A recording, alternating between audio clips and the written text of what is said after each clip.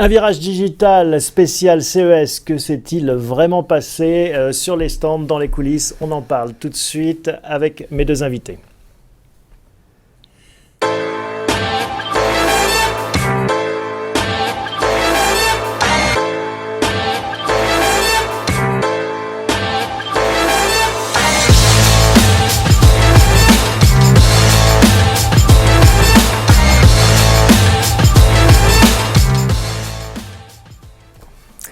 Virage digital spécial CES en compagnie d'Olivier Esrati. Bonjour Olivier. Bonjour.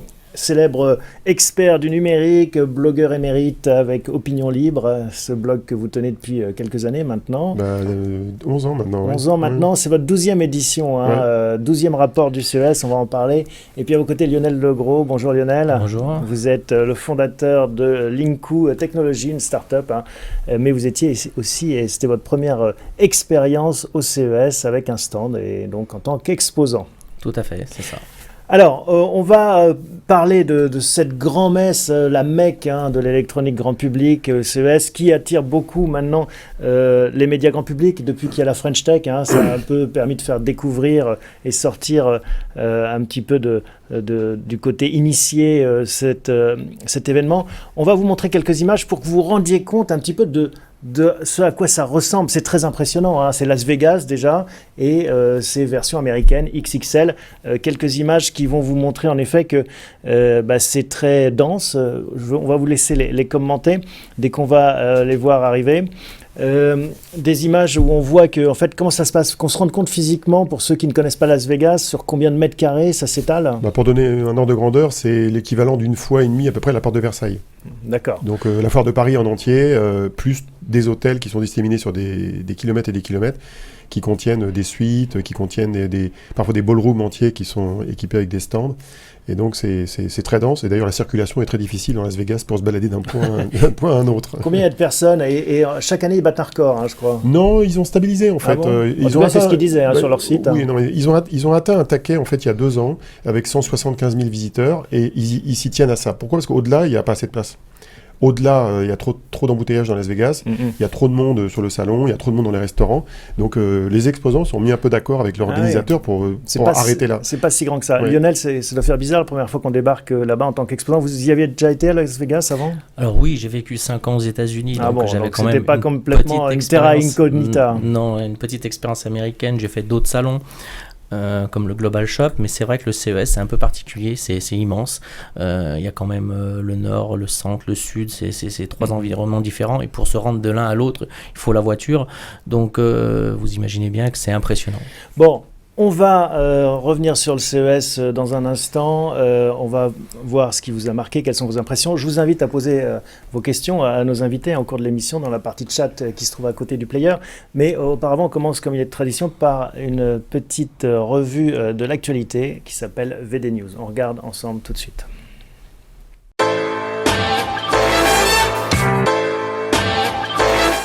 Ford va investir $1 milliard dans la voiture autonome, un investissement qui se fera sur une période de 5 ans via une start-up, Argo AI, fondée par 2 anciens pilotes de projets similaires chez Google et Uber.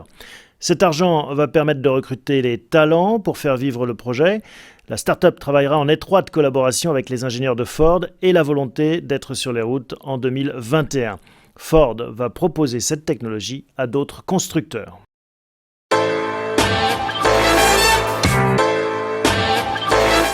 Les assistants intelligents rivalisent d'ingéniosité pour vous simplifier la vie et notamment la vie de bureau.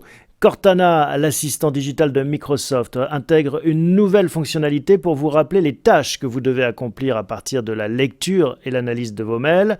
Une fonctionnalité qui repose sur le machine learning et qui permet à Cortana de suggérer des tâches à accomplir avant qu'elles n'arrivent à échéance, comme par exemple rendre ce rapport avant demain soir.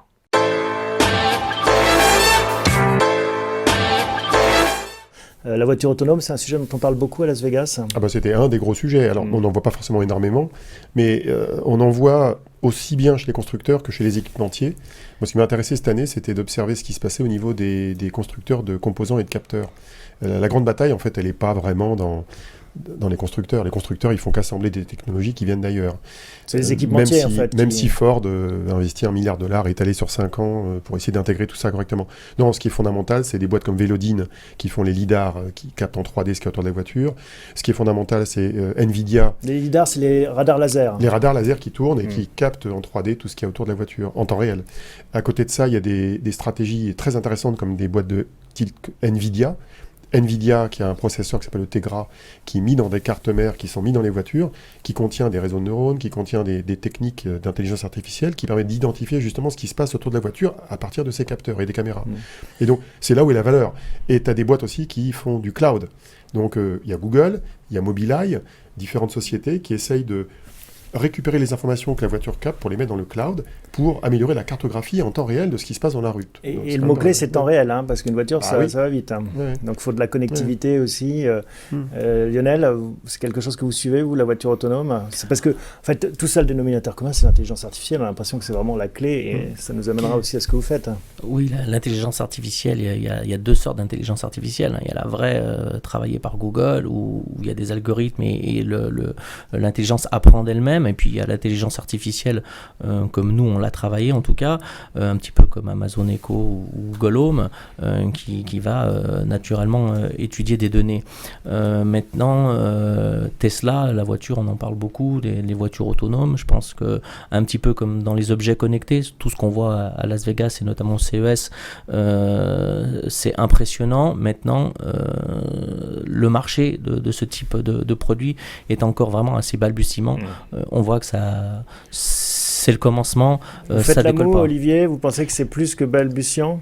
C'est-à-dire qu'il n'y a pas de marché au sens classique du terme de la voiture connectée, la voiture autonome. Ce qu'on voit apparaître, en fait, c'est des fonctionnalités de conduite assistée et autonome dans certains contextes, typiquement suivre la voiture qui est devant soi sur l'autoroute, se garer automatiquement. Ça existe dans des voitures haut de gamme, chez BMW, chez Audi, même en France, depuis quelques temps. C'est Valeo d'ailleurs qui fait ça. Ils ont une fonction qui s'appelle Park for You qui l'a fait. Donc en fait, on est dans un marché où les fonctionnalités sont en train d'arriver en pièces détachées, les unes après les autres. Elles s'améliorent régulièrement, y compris avec les capteurs, les processeurs et le cloud et tout ça. Et donc on est dans une sorte de continuum d'innovation qui va durer une quinzaine d'années, qui va nous permettre d'avoir de moins en moins de charges cognitives pour piloter une voiture, selon le contexte. Alors aujourd'hui, on peut utiliser avec une Tesla la conduite complètement autonome sur une route où il n'y a personne, sur une 4 voies aux États-Unis. Par contre, évidemment, on ne va pas l'utiliser pour traverser la place de l'Étoile. Pourtant, on a l'impression qu'avec Uber, c'est demain, là, les tests qu'ils ont fait à Pittsburgh. Non. Alors Uber, ils ont intégré dans une voiture qui est faite par, je ne sais plus, c'est pas Chrysler ou un constructeur comme ça, ils ont intégré l'état de l'art actuel, ils ont mis un chauffeur dans les voitures, ils sont dans l'expérimentation. Et ils sont dans la com. Et ils sont pas forcément dans la communication, mais on peut dire qu'ils sont dans l'expérimentation parce qu'effectivement, à terme, ils voudraient avoir des voitures sans chauffeur. Mais ils ont encore des chauffeurs dans les voitures. Alors revenons à Las Vegas et à ce CES pour voir ce qui vous a frappé. Chaque année, donc ça fait 12 éditions, vous publiez un rapport qui ne fait que grossir aussi en volume, près de 400 pages cette année, avec des choses qui vous ressemblent, avec un constat très, très acéré, l'expérience. Les grandes tendances. La réalité virtuelle, ça c'est une tendance forte que vous avez vue. C'est une tendance, en tout cas, du côté de l'offre. Je ne suis pas certain qu'il y ait encore une demande majeure dans ce domaine-là. On va voir des petites vidéos aussi. Il y a plein de sociétés qui se lancent, y compris des boîtes comme Samsung, comme Intel. Il y a un nombre de constructeurs qui se lancent dans ce nouveau marché. Je pense que la raison, c'est que l'écosystème, disons l'ensemble des entreprises du secteur du numérique cherchent une nouvelle poule aux œufs d'or, un peu comme le smartphone. Et donc, ça n'a pas été la montre connectée, donc peut-être la réalité virtuelle. Ils ont essayé la télé 3D, ils ont essayé les objets connectés, et là ils essayent la réalité virtuelle. Qu'est-ce qu'elle montre cette vidéo? Alors, ça c'est un truc extraordinaire qui était démontré sur des keynotes au CES. C'est un concept fondamental de la réalité virtuelle qui s'appelle la vidéo volumétrique. C'est une technologie qui, à partir de plusieurs caméras... C'est comme un hologramme, un peu comme technologie. Voilà, c'est le principe c'est plus proche d'un vrai hologramme que Mélenchon dans ses meetings.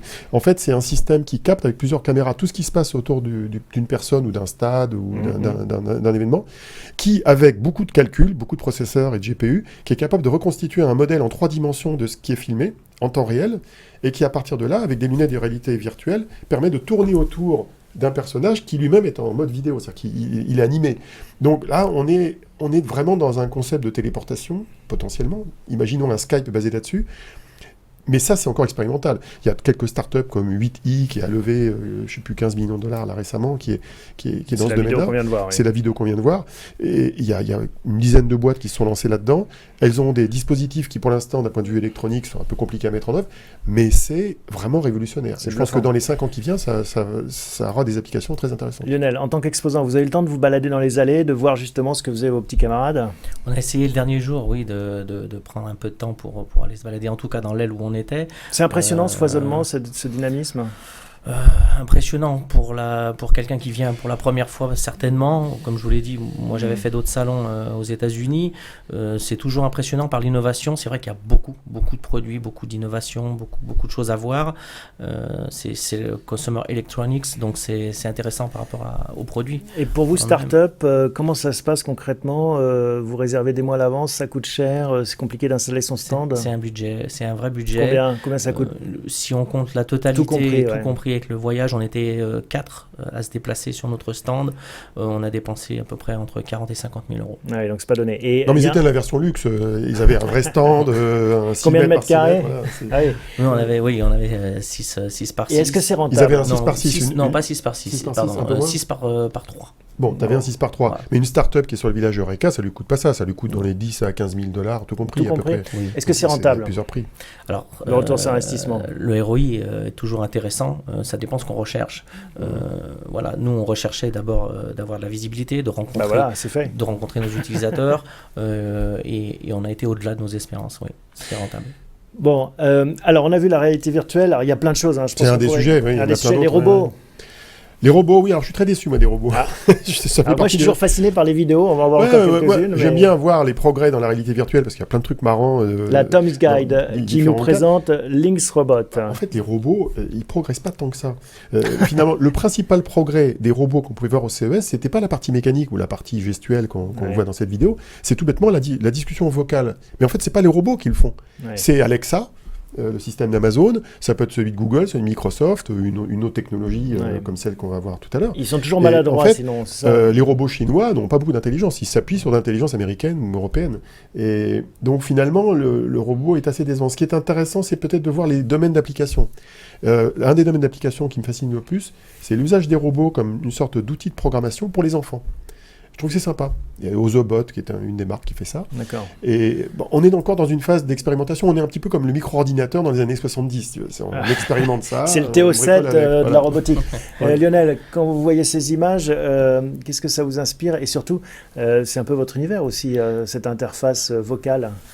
Exactement, alors je réagirais de la même façon, mais de façon générale, de manière générale, autant les robots, mais les objets connectés aussi. Je le disais tout à l'heure, on est encore au démarrage, on cherche le public, le besoin, de répondre à quel besoin. Et les robots qu'on voit au CES n'ont pas d'intelligence cognitive, j'allais dire, suffisamment puissante pour pouvoir répondre à un besoin. Donc ça reste encore dans le domaine du gadget, pour moi.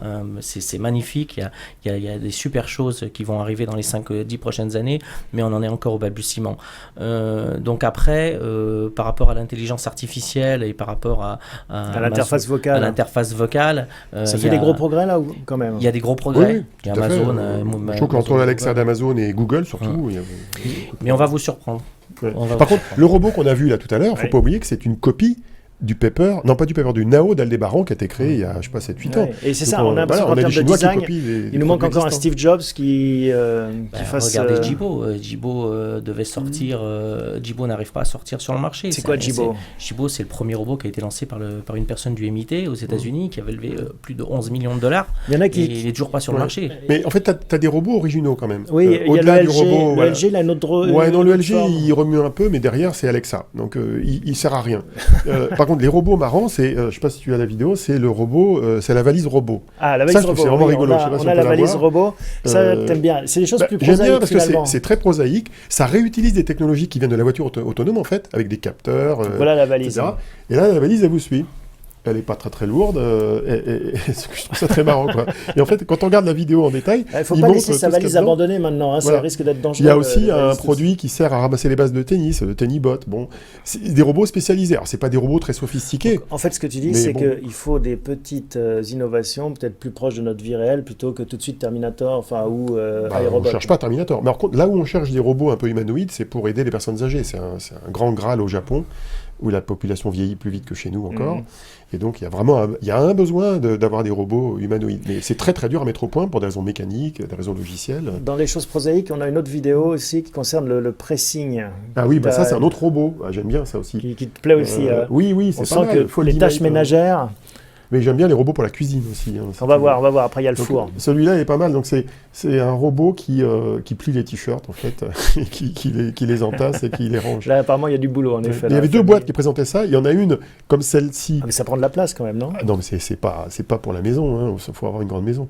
Mais celui-là, au moins, quand on regarde la vidéo, il explique comment ça marche. Parce qu'il y avait une autre boîte, il y avait une espèce d'énorme boîte noire, mais on ne comprenait pas comment ça marchait. Et donc, c'est un vrai système de pressing personnalisé. Ouais, plus ou moins un pressing. Oui, mais ça marche que sur les t-shirts. Hein. Ça te fait pas les chemises avec les boutons et tout. Donc, ça remplace pas tout encore. Non, c'est pas parfait. Mais c'est intéressant. Oui, c'est un chemin. Et alors, il y a aussi le four. Alors, ça, c'est ton préféré. Ça, c'est mon coup de cœur. Le four, c'est une boîte de New York, je crois. Le June. Attends, il est extraordinaire, ce four. Il a une caméra qui reconnaît les aliments qu'on met dans le four. Il a une balance qui pèse. Il envoie les photos de cookies. Il identifie ce qu'on va cuire et donc il en déduit la recette et les temps de cuisson, parfois avec plusieurs types de cuisson qui se suivent les uns avec les autres. Et en plus, comme il filme ce qu'il est en train de cuire, il est capable d'envoyer une image sur le smartphone. Donc, quand on est avec ses invités, on peut voir si le rôti est cuit ou pas. D'accord, voilà, ça c'est les photos qu'on reçoit. Voilà. Et puis c'est mignon. Ça cuit en temps réel. C'est cher, hein, c'est $1 500 quand même. C'est un peu comme les robots cuiseurs. Lionel, quand vous voyez ça, vous dites voilà, on travaille dans le même secteur, on va vers ça nous aussi? Non, ça c'est du rêve, c'est de la science, j'allais dire, à l'état pur, de la recherche et de l'innovation. Mais après, c'est vraiment le besoin nous qu'on recherche, à quel besoin on va répondre. Et la première problématique de Linku, il y en a deux. Il y a au démarrage, est-ce qu'on répond à un vrai besoin? Et deuxièmement, comment on s'externalise et comment on s'internationalise grâce au CES. Donc, il y avait 316... Bien cuire un rôti, c'est un besoin, je suis désolé. Oui. Pas tous les jours, mais... Dans la pyramide de Maslow, c'est assez... ça dépend du niveau de vie. Hein, 316 sociétés françaises... Enfin, j'imagine que ça doit être... on parle français dans les allées partout, non? Oui, il y a plus de startups françaises qu'américaines, il faut le savoir. Hein. Mais c'est quoi? C'est de la com derrière? Parce que venir avec 316 plus de startups françaises qu'américaines, ça veut dire quoi? C'est de l'innovation aussi, parce que les Français, on est bons dans l'innovation, tout simplement. Moi, j'ai rencontré des Américains qui ont fait le tour de l'Eureka Park, la French Tech, et qui sont venus ensuite me voir sur mon stand, qui m'ont demandé des renseignements par rapport à des relations que j'avais aux États-Unis. Ils m'ont dit, j'ai trouvé des trucs super français, donc... Mais il y a des vrais retombées après 12 éditions. Bon, d'abord, la force de la présence française est relativement récente. Ça a démarré en 2013 à peu près, donc on a 3-4 ans de recul. Oui, on commence à se faire une image de marque. Hein. D'abord, on a des boîtes qui étaient historiques, comme Parrot, qui se faisait connaître avec ses drones et différents produits. Maintenant, on a effectivement une grande créativité dans plein de domaines. Bon, la difficulté, évidemment, c'est de s'assurer que, finalement, les exposants du parc Eureka, qui ont 9 mètres carrés, grandissent, et que l'année suivante, ou 2 ans plus tard, ils se retrouvent dans la zone au-dessus ou ailleurs, où là, ils vont avoir un stand plus grand. Et en fait, j'ai fait le compte. Je me suis amusé à faire le compte. En fait, sur les 300, il y en avait quand même 40 qui étaient au-dessus d'Eureka, avec un stand plus grand. Donc ça veut dire qu'on a déjà 40 sociétés quand même qui ont atteint une taille critique. Alors, elles ont grimpé, pourquoi? Soit parce qu'elles ont des clients et du chiffre d'affaires, soit parce qu'on levait des fonds. Il y a des boîtes qui lèvent des fonds, qui arrivent à lever plusieurs millions d'euros. Sevenox, par exemple, qui a levé, je ne sais plus si c'est 13 ou 14 millions l'année dernière. Bon, bah, ils ont pu avoir un stand plus grand. Bon, on a un téléspectateur assidu qui nous demande le B2B dans tout ça. C'est vrai que Virage Digital s'intéresse essentiellement au monde B2B. Bon, Consumer Electronics Show, c'est grand public, mais derrière, il y a des acteurs, entreprises, il y a tout un écosystème. Comment est-ce qu'il est perçu Il y a 3 types de B2B, disons, sur le salon. Je vais peut-être en oublier, mais il y a un premier type de B2B qui est qu'il y a beaucoup de sociétés qui font des technologies, qui ne sont pas vendus directement aux consommateurs, mais qui sont vendus à des sociétés qui elles-mêmes font des produits grand public. Par exemple, il y a des boîtes qui font du logiciel, qui s'intègrent dans des set-top box de télévision connectés, qui vont s'intégrer dans des produits comme ça. Il y a des boîtes qui font des composants électroniques, il y a des boîtes qui font des matériaux spéciaux, ils viennent au CES, parfois ils ont une suite planquée pour vendre ça à d'autres sociétés. Après, il y a un deuxième type de société qui est intéressant, c'est plutôt d'arriver à comprendre quand on est une assurance, quand on est une banque, quand on est un médecin, quand on est un professionnel dans un métier ou un autre, c'est d'arriver à comprendre l'impact de ces nouvelles technologies grand public sur son propre métier. Donc typiquement, une mutuelle ou une assurance, quand elle voit des objets connectés dans la santé, elle se dit tiens, qu'est-ce que je vais en faire, comment je vais les utiliser. Puis après, il y a un troisième cas de figure qui pour moi est ce que j'appelle les erreurs de casting, qui sont carrément des boîtes qui viennent au CES, qui ont un produit qui est destiné aux entreprises, aux salariés des entreprises, comme du travail collaboratif, et qui ont un stand, y compris des Français. Bon, là, c'est bizarre. Et pourquoi ils font ça ? Pourquoi ? C'est pas le bon salon. Et pourquoi ? Parce qu'ils viennent, parce que, notamment côté France, il y a beaucoup de décideurs de très bon niveau. Il faut savoir qu'au CES, c'est un salon pro, il n'y a pas de grand public. Et donc, sur ce salon, il y a des patrons du CAC 40 qui viennent, il y a des COMEX, comme on dit. Des ministres. Les ministres, ils ne vont pas acheter, mais oui, ok, il y a des ministres. Mais ce qui compte, c'est qu'il y a des décideurs de bon niveau, des directions informatiques, il y a des directions d'innovation, des directions marketing, des chief digital officers. Il y en a des palanquets, il y avait 4000 Français cette année sur le salon. Donc, il y a des startups françaises qui viennent rien que pour voir des décideurs français. Bon, c'est un endroit où les rencontrer. Alors, autre question, on l'a déjà évoqué, hein, le ROI de participer en tant que startup, bon, ça se mesure à plus long terme, et en tout cas, c'est un investissement qui est important, mais que vous jugez nécessaire. Vous étiez au stand au-dessus, c'est parce que vous avez levé des fonds aussi Oui, on avait levé des fonds récemment, et puis nos produits étaient déjà sur le marché, donc on était plus qualifiable pour être avec la French Tech. Et vous dites que vous allez y retourner l'année prochaine ? On espère y retourner l'année prochaine. Effectivement, on va déjà essayer d'exécuter ce qu'on a fait cette année et de pouvoir répondre à toutes les sollicitations. Ça sera déjà pas mal, mais il faut y être toutes les années, c'est vrai. Beaucoup d'actualité, d'effervescence aussi autour des objets connectés. Alors sur les objets connectés, j'aimerais comprendre, parce que d'un côté, j'entends que c'est un vrai tsunami, de l'autre côté, j'entends que c'est un soufflet qui retombe. C'est entre les deux. C'est-à-dire qu'en gros, il y a eu des prévisions mirobolantes de croissance extraordinaire. La croissance réelle, quand on regarde les chiffres, elle n'est pas aussi importante, mais il y a quand même de la croissance. Et selon les marchés, on est entre 30 et 80% de croissance tous les ans quand même dans ce business. La réalité de ce marché, c'est comme il est très fragmenté, qu'il y a beaucoup d'acteurs qui se concurrencent les uns les autres, chacun a un petit bout du gâteau.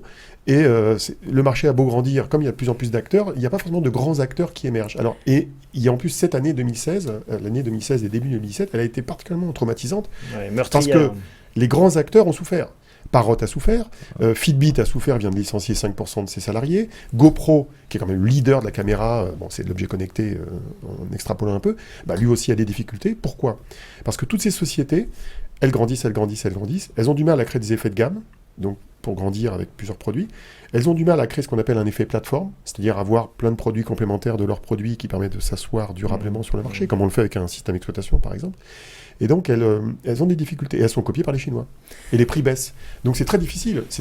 Mais ça ne veut pas dire qu'il n'y a pas de marché. C'est un marché très concurrentiel, très fragmenté, et il faut innover sans cesse. Est-ce que c'est bien d'aller au CES ? C'est toujours aussi bien qu'avant ? C'est encore mieux ? Est-ce que ça permet vraiment de sentir les tendances ?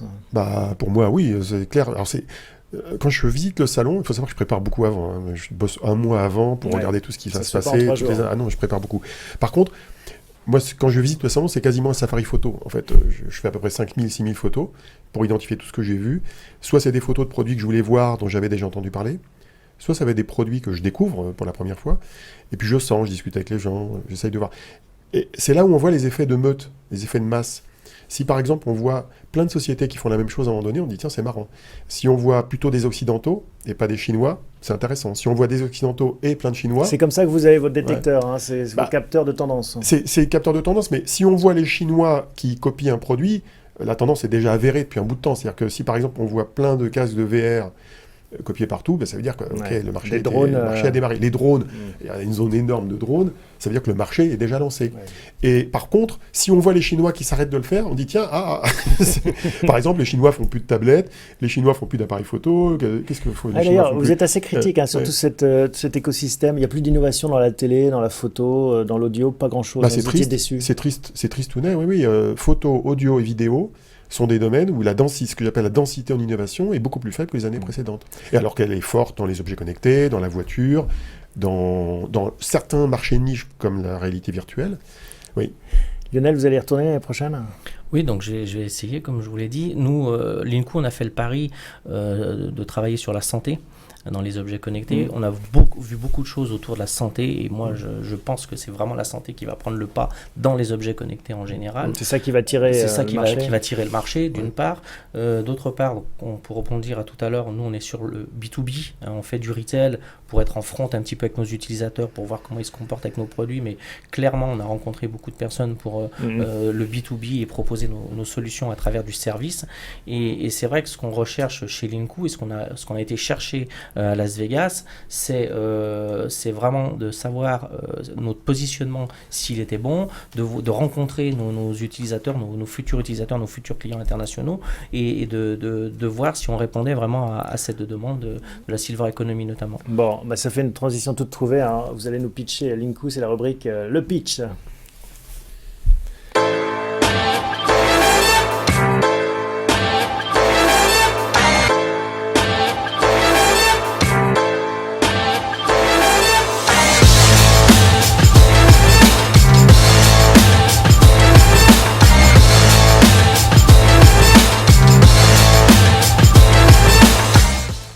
Le pitch, Lionel Legros nous présente Linku Technologies et son produit, Alissa. Le pitch, quel est-il, Lionel ? Alors, le pitch de Linku Technologies, pour répondre aussi à Olivier par rapport à l'effet de gamme et la plateforme. Donc Linku aujourd'hui c'est une plateforme de services, on fédère des services à travers les objets connectés. Alors quel type de services ? Des services à la personne, aux personnes âgées, pour les enfants et puis aussi pour les animaux. On s'est mis sur cette niche de sur les marché. Animaux, ça donne quoi ? Un petit peu sur les animaux. Par exemple Par exemple, ça donne un contrat avec une compagnie d'assurance qu'on a signé hier, donc P2B, pour proposer donc un contrat d'assurance pour les animaux et donc un tracker GPS qui sera offert. Donc je le mets dans le collier de mon chien et je le perds plus. Et je le perds plus, ou il plus peut. Besoin de lui faire tatouer l'oreille. En tout cas, mon 06. Voilà, par exemple. Donc au-delà du tracker animal, on a quand même sorti la montre pour les seniors, la première montre 3G autonome. Vous l'avez que j'ai ici au poignet. Vous pouvez nous la montrer à l'écran. Alors, voilà, il faut la mettre devant vous. Non, en face, la là. caméra, celle-là. Elle est ici. Voilà. Et il faut la lever un peu plus, voilà. D'accord, on va l'enlever, ça sera plus simple. Hein. Sinon, vous allez vous tordre le bras. Alors, mettez-la devant votre visage, comme ça, on verra bien. Voilà. Donc, la première montre 3G connectée pour les seniors. Alors, qu'est-ce qu'elle propose ? Je parlais tout à l'heure de service. Donc, elle a un capteur de chute, donc des alarmes en cas de chute du senior, le rythme cardiaque qu'on peut contrôler à distance, le rappel des médicaments, la géolocalisation de la personne et puis la possibilité de pouvoir l'appeler directement sur sa montre.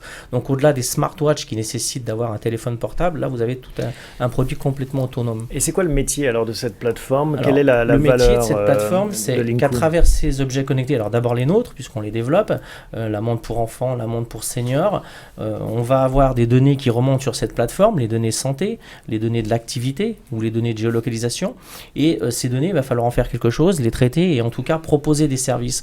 Donc par exemple, grâce à notre intelligence artificielle qui arrive sur la plateforme, on va pouvoir comprendre le mode de vie du senior, s'il est sorti dans la journée, s'il a bien pris ses médicaments, si tout va bien, et lui proposer des services. J'ai l'impression qu'il y a déjà beaucoup d'acteurs dans ce domaine. Olivier, vous suivez ça mieux que moi. Comment est-ce que vous voyez justement, est-ce qu'on peut arriver à émerger encore dans ces plateforme avec des montres capteurs. C'est pour lui d'ailleurs j'ai une question, c'est une montre sous Android ou pas du tout ? Oui, c'est une montre sous Android. Donc c'est une couche au-dessus d'Android de personnalisation de l'interface. C'est ça. D'accord. Bah, le point clé en fait, le point clé c'est de répondre à un besoin, il a bien décrit. 2, c'est d'avoir une sorte de plateforme qui peut être extensible. Donc j'imagine qu'il y a des applications là-dedans. Il y a des applications, il y a des API. Alors qui développe les applications ? C'est Linku. Est-ce que c'est fait pour que d'autres puissent en développer éventuellement ? Tout à fait. Comme Alors, les grands comptes avec qui vous êtes la plateforme Linku est aussi en marque blanche et grâce à ces API, on va pouvoir récupérer les données de votre portable ou de vos objets connectés en général. C'est ça le vrai modèle en fait, c'est d'ouvrir la plateforme à d'autres et ça servant de vitrine ou de laboratoire. C'est exactement ça. En fait, il y a un problème de fait de pool à gérer. C'est fondamental et je pense que beaucoup de startups ont compris qu'il faut être ouvert, donc avec des API, avec la possibilité de créer des applications externes. Le problème, c'est que pour motiver un développeur, il faut qu'il y ait un marché. Il faut qu'il y ait du volume. Donc il y a un effet de fait de pool. Il faut investir en marketing et parfois en distribution traditionnelle grand public pour qu'il y ait de l'achat, éventuellement avec des deals avec des grands comptes. pour qu'après on puisse motiver les développeurs et après réamorcer la pompe et Mais continuer est-ce que dans c'est ce pas sens-là. un marché tellement massif que ce sont les grands GAFA ou autres, mais les grands mastodontes qui peuvent justement créer ces standards? On parle d'Android, est-ce que ça va pas être forcément. répliqué? On est sur un marché de niche. Les seniors, la silver economy ou les enfants restent des marchés de niche. Donc, on va à travers nos innovations pouvoir répondre, être leader, j'allais dire, au démarrage sur ces marchés-là. Et puis peut-être que les gros acteurs s'intéresseront à nous, je sais pas. Et qu'est-ce que c'est la galette là qui est devant vous alors? Le galet, alors le galet. le galet Alissa. Alors on a choisi pour l'instant comme prénom Alissa par rapport à sa consonance vocale, c'est pas anodin. Tous les assistants ont un Alexa prénom, et Alissa, hein. Voilà, Alexa, on est obligé, oui, effectivement, d'avoir par rapport à la reconnaissance vocale d'utiliser des prénoms assez féminins déjà, et puis avec des lettres le A qui est en tout cas bien utilisé. Donc c'est l'assistant vocal de Linku autonome, c'est-à-dire qu'on n'utilise pas Amazon ou Google, c'est notre propre reconnaissance vocale. On est aussi partenaire avec ReaWave pour la partie synthèse vocale. Et puis Donc, il se charge sans fil, j'imagine. Alissa se chargera. Parce qu'il Ça, y a pas de prise, donc non, on là pose- c'est le prototype pour c'est un l'instant. proto. C'est une Et maquette. donc ça c'est mon interface. C'est mon interface qui va de remplacer la plateforme. Comme je vous l'ai dit, aujourd'hui, Linku a une vraie plateforme web qui permet de récupérer des données. Avec Alissa, vous n'avez plus besoin de la plateforme. C'est elle qui va vous proposer des services en fonction des données qui vont remonter. Et on comprend bien que pour des seniors ou des enfants, c'est plus simple de s'exprimer par Par la oral voix, que d'aller pianoter sur un ordinateur. Moi, pour avoir utilisé Google ou Amazon Echo, vous êtes obligé de lui poser des questions. Ok Google, est-ce que tu peux me dire qui était le premier président des États-Unis? Ok Google. Au bout de 10 minutes, j'en avais marre de dire ok Google, etc. Nous, on a fait l'inverse, l'effet inverse. C'est-à-dire que nous, on écoute le réseau et s'il y a une chute qui est détectée, elle va proposer, je crois que vous êtes tombé, ce que vous voulez que j'appelle la téléassistance. On va pouvoir proposer, vous n'avez pas pris vos médicaments ce matin, avez-vous bien fait le nécessaire? J'ai pris votre pouls, tout va bien, vous n'êtes pas sorti de la journée, est-ce que vous ne devriez pas sortir? Donc c'est une interaction différente, c'est pas moi qui vais lui poser des questions, même si je peux le faire, puisque moi en tant que parent, je vais pouvoir lui dire de prendre le pouls de mon papa, je vais pouvoir lui demander s'il a bien pris ses médicaments, mais de l'autre côté, elle va d'elle-même proposer du service. Comment est-ce que vous travaillez pour développer cette offre? Donc avec des briques existantes en fait que vous assemblez, ou il y a aussi un travail de développement pur? Quel est le niveau finalement de R&D que vous employez? Linku a déjà un cabinet de R&D. Tout ce qu'on a développé, ce sont des produits développés par nos propres ingénieurs. Donc tout ce qui est hardware, j'allais dire, c'est propre à Linku. Tout ce qui est plateforme software, c'est propre à Linku. Après, effectivement, pour la reconnaissance vocale, on a un partenaire, dont je tairai le nom, mais... Pourquoi il ne veut pas qu'on le dise? Si, C'est vous qui mais ne voulez pas en parler? Nuance, non? Non, c'est pas Non, nuance c'est pas du nuance. tout. C'est secret, c'est un secret de fabrication. C'est un secret de fabrication D'accord. et qui est très très puissant. Olivier, une question par rapport à cette initiative, là, cette start-up Linku?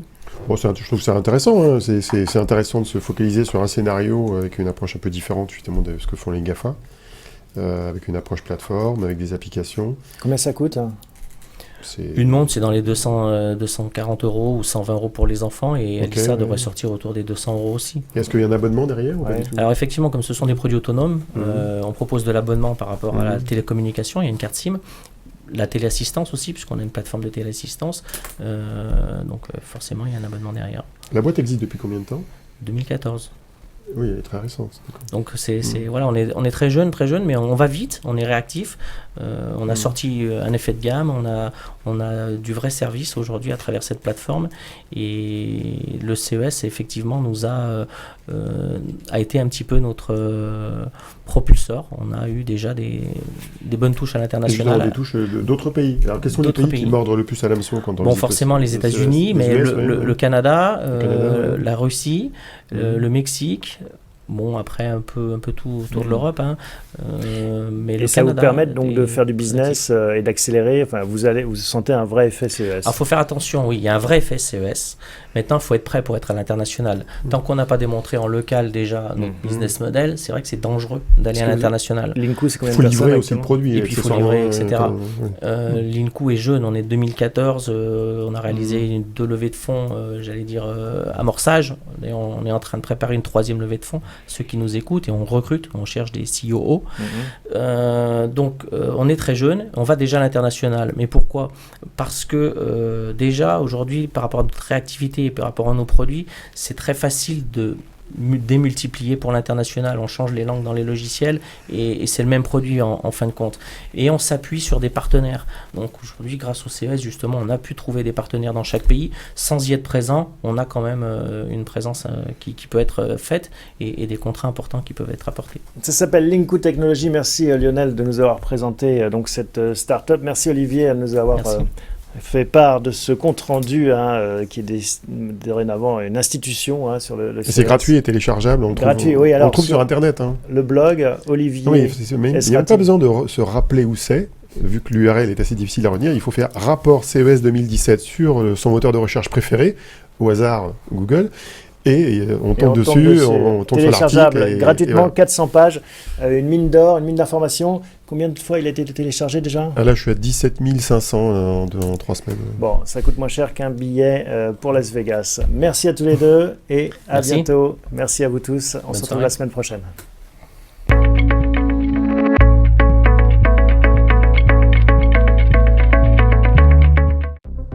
Demain appartient aux plus rapides. Pour vous aider à aller toujours plus vite, nous avons créé une nouvelle entreprise totalement dédiée à l'avenir de votre secteur. Où les hommes, la technologie et les idées font avancer le monde ensemble. Accélérer l'innovation, accélérer le changement, accélérer l'avenir. Hewlett Packard Enterprise.